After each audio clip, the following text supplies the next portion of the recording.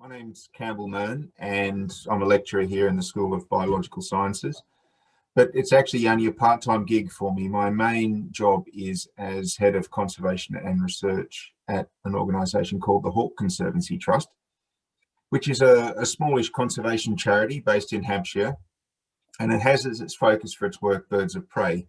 And that's all birds of prey, everything from the smallest owls and falconets all the way up to the biggest vultures and condors. And I've worked there for a very long time. I won't say exactly how long, but more than 20 years. So I've been engaged with conservation of birds of prey and their habitats, importantly, for quite some time.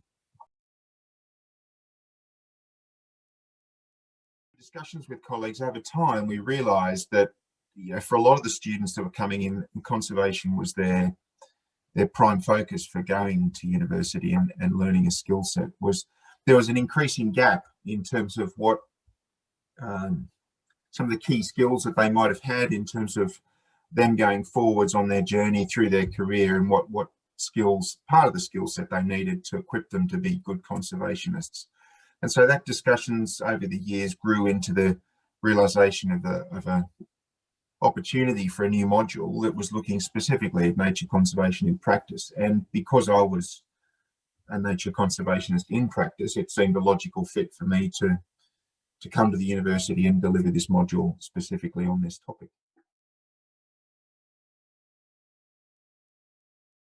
I think, it's no surprise that to be an effective anything conservationist or biologist or any other field of endeavour, you need a wide skill set. I think that's the number one point. And then also there's all these what I would call hard skills, which go with being a biologist, which underpins a lot of conservation. Not all conservationists are biologists in one way or another, but there's a lot of hard skills. And as I say to the students on this module, this isn't a course about how to do surveys or how to do statistics or quantitative ecology or whatever it might be. There's other modules and there's other parts of your degree experience that will cover those sorts of questions. This module's about one of the biggest skill sets, I think, which is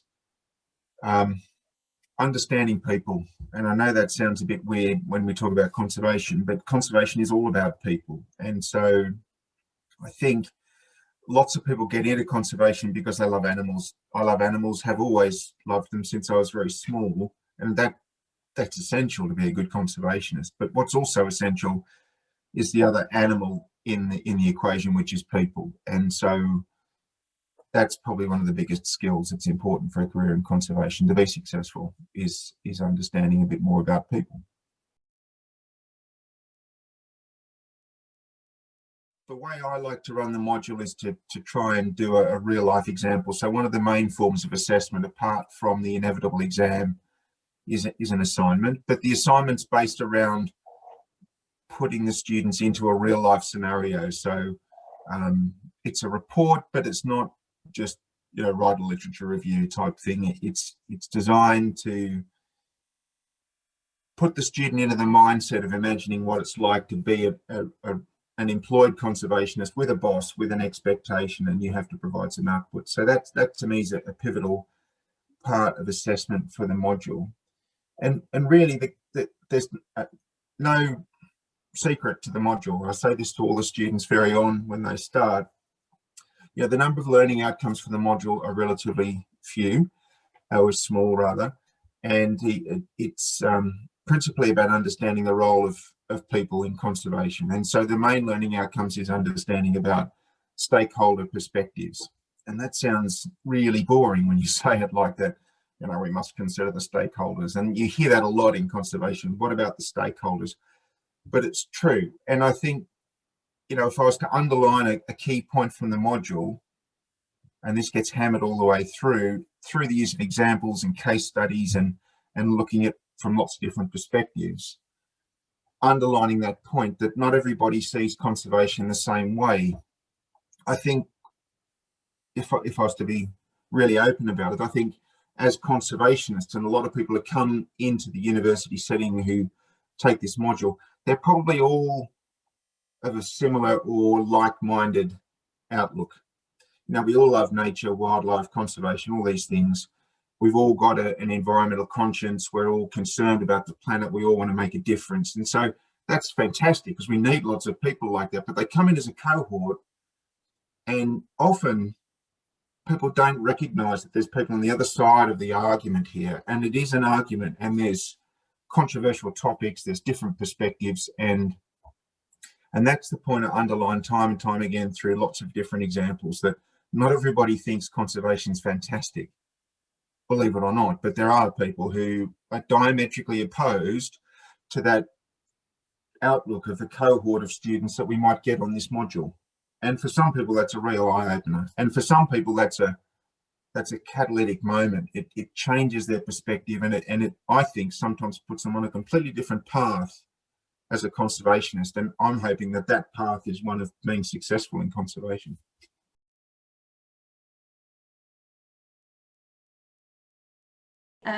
My name's Annie. I'm a mature student in my 3rd year on the Biological Sciences degree. My name's Harriet. I'm on my 3rd year of the Zoology undergraduate degree.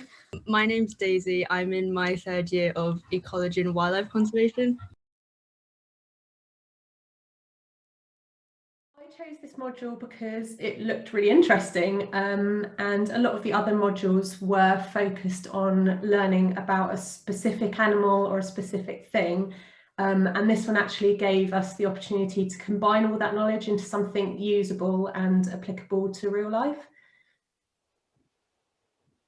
Yeah, similar to sort of what Annie said, I chose it because obviously conservation is kind of one of the most important things in kind of modern day zoology. It's a huge part of my degree generally, and the module itself is more focused about conservation as it's actually happened, what is happening in the real world. It's kind of focused around real world examples rather than theory, which I found really, really helpful.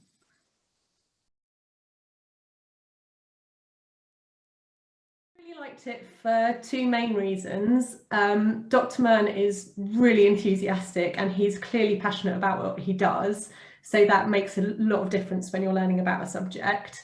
And the other thing I really enjoyed were actually the workshops and understanding different viewpoints and perspectives of different stakeholders. My favourite thing about the module was just how it was completely, well, not completely, but very focused on real world examples rather than just theory. It was kind of looking at successful conservation attempts and also what could improve them in the future. It's a very practical look at conservation. So something I liked in particular was the fact that we had one session which I think mainly focused on role-playing stakeholders, and we were given like an example of a conservation issue, and we had to take into account who were the stakeholders, who was most affected, who was least affected, and why. And I just thought that was a really good way of like getting into the heads of the different people who are involved and seeing how they would go into this conversation.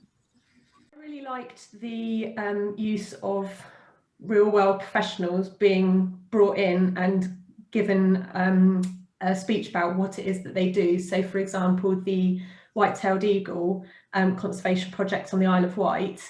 I mean, first of all, white-tailed eagles are just really cool, but also one of them had been tracked flying quite near to my house. I live in just north of Oxfordshire, so that was really exciting, and the opportunity to actually talk to someone in that role face to face, one-on-one, was just fantastic. It's really good.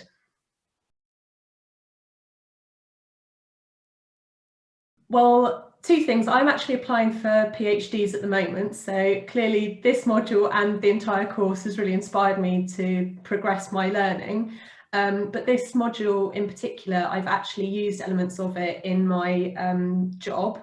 So one of them is I'm doing a sort of ecological survey, and the things that I learned about bird nest boxes and the thermodynamics and things like that, that not all nest boxes are made equally. That's something that I've definitely used already in my job, so that was brilliant. I'm personally looking to go into ecological consultancy after uni. I've just had an offer from Reading actually for my master's programme to study species identification and survey skills next year, which is really exciting. But one of the things I think will carry over a great deal is the importance of stakeholders, how even like opposing stakeholders to conservation efforts and things like that. I think that's something that will definitely come up, and trying to understand things from an opposing stakeholder's perspective, and how that will allow me to sort of continue in my career, and do well, hopefully.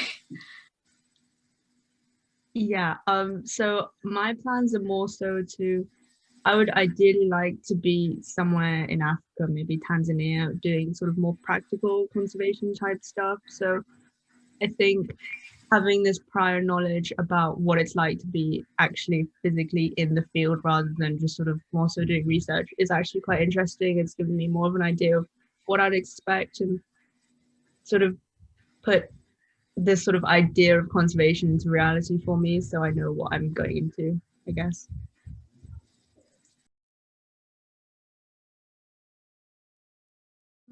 I'd definitely highlight the helpfulness of the staff within the school, particularly my academic tutor and Dr. Murn. They both helped me immensely with my master's application, and Dr. Murn in particular helped me apply to an internship. And it was just, I could reach out to pretty much anyone in the school and they'd be more than happy to help and give their advice, even if it's not directly related to any of their modules or what they study in particular. Yeah, just how helpful everyone is. It's kind of what pushed me into deciding to stay at Reading for my master's. Yeah, so I've been on 2 trips, one which was in the UK and one which was abroad, and I thought they were both really interesting and definitely worthwhile. So I think the fact that Reading University offers those types of trips and experiences, which gives you an idea of what it's really like out in the field, I thought that was really good and something that I think some people would be really interested in. Yeah. I'd say go for it. It's the best decision I've ever made in my life, and I'm so excited about where it's going and what I'm going to learn next.